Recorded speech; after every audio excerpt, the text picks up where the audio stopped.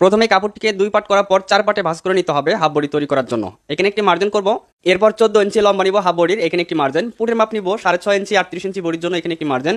আর মহল নিব 6 ইঞ্চি 2.38 ইঞ্চি বডির জন্য। এরপর বডি মাপকে 4 ভাগ করে 1 ভাগ নিব, পেটের মাপকে 4 ভাগ করে 1 ভাগ নিব, এইভাবে নেওয়ার পর 1 ইঞ্চি বাড়তি নিব।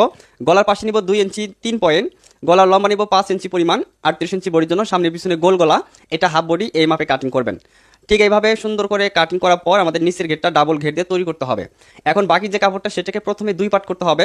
2 পার্ট করার পর আটকানো অংশটা আমাদের নিচের দিকে আছে আর এই পাশে খোলা অংশ, এই খোলা অংশ থেকে আমরা এইভাবে কোনা করে ভাঁজটা দিয়ে দিব, তাহলে আমাদের নিচের ঘেরটা বেশি হবে। এরপর হাফ বডিটা এই যে কোমরের মাপ অনুযায়ী এইভাবে সুন্দর করে রাখবো, কোমরের মাপ অনুযায়ী এখানে একটি মার্জিন করব।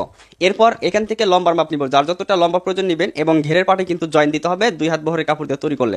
লম্বার মাপের থেকে বাড়তি করে কাপড় নেবেন একটু সেলের জন্য।